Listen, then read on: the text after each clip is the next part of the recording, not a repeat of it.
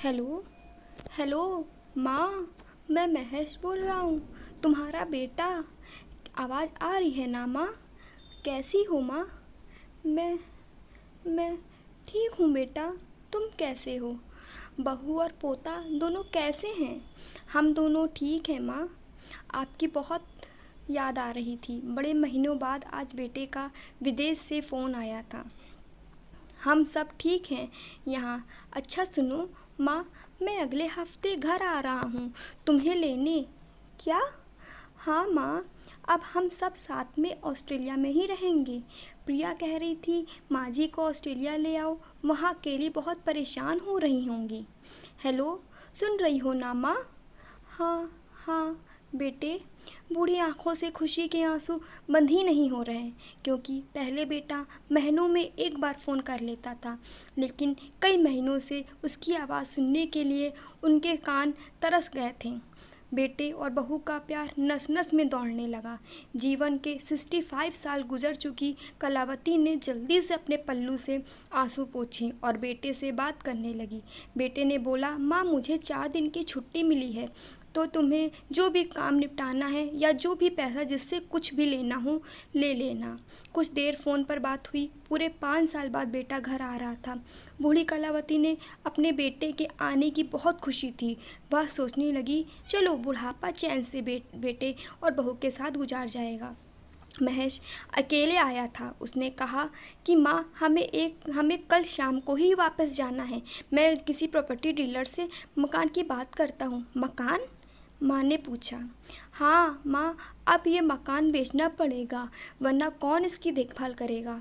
हम सब तो अब ऑस्ट्रेलिया में ही रहेंगे। बूढ़ी आंखों ने मकान के कोने कोने को ऐसे निहारा जैसे किसी अबोध बच्चे को सहला रही हो। आनन फानन और औने पौने दाम में महेश ने मकान बेच दिया। कलावती देवी ने जो जरूरी सामान समेटा जिससे उनका बहुत ज़्यादा लगाव था। महेश टैक्सी लंघवा चुका था। एयरपोर्ट पहुंचकर महेश ने कहा, माँ तुम यहाँ बैठो, मैं अंदर जाकर सामान की जांच और बोर्डिंग और वीजा का काम निपटा लेता हूँ। ठीक है बेटे। कलावती देवी वहीं पास की बेंच पर बैठ गई। काफ़ी समय बीत चुका था। बाहर बैठी कलावती देवी बार बार उस दरवाजे को तरफ देख रही थी जिससे महेश गया था, लेकिन अभी तक बाहर नहीं आया। शायद अंदर बहुत भीड़ होगी, सोचकर बूढ़ी आंखें फिर से टटकी लगाकर देखने लगीं। वहाँ के कर्मचारी से पूछा, मेरा बेटा अंदर गया था टिकट लेने, वो मुझे ऑस्ट्रेलिया लेकर जा रहा है। कलावती देवी ने घबरा कर कहा, लेकिन अंदर तो कोई पैसेंजर नहीं है। अमेरिका जाने वाली फ़्लाइट तो दोपहर में ही चली गई। क्या नाम था तुम्हारे बेटे का? कर्मचारी ने सवाल किया। माँ महेश। कलावती के चेहरे पे चिंता की लकीरें उभर आईं। कर्मचारी अंदर गया और कुछ देर बाद बाहर आकर बोला, वो तो दोपहर में ही चली गई। क्या? वृद्धा की आंखों से आंसुओं का सैलाब फूट पड़ा। बूढ़ी माँ का रोम रोम कांप उठा। किसी तरह वापस घर पहुंची, जो अब बिक चुका था। रात में घर के बाहर चबूतरे पर ही सो गई। सुबह हुई तो दयालु मकान मालिक ने एक कमरा रहने को दे दिया। पति की पेंशन से घर का किराया और खाने का काम चलने लगा। समय गुजरने लगा। एक दिन मकान मालिक ने वृद्धा से पूछा, माँ जी क्यों नहीं आप अपने किसी रिश्तेदार के यहाँ चली जाएं?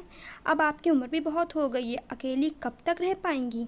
हाँ चली तो जाऊं, लेकिन कल को मेरा बेटा आएगा और मैं उसे यहाँ नहीं मिली तो वह चिंतित हो जाएगा और फिर कौन उसका ख्याल रखेगा।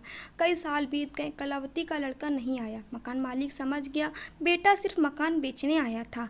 कुछ साल बाद कलावती की मृत्यु हो गई। मकान मालिक को आज भी एक ही बात याद आती है, उस बूढ़ी माँ जी को, मेरा लड़का आया तो मैं ना मिली। माँ का दिल कभी मत दुखाना, माँ तो माँ होती है।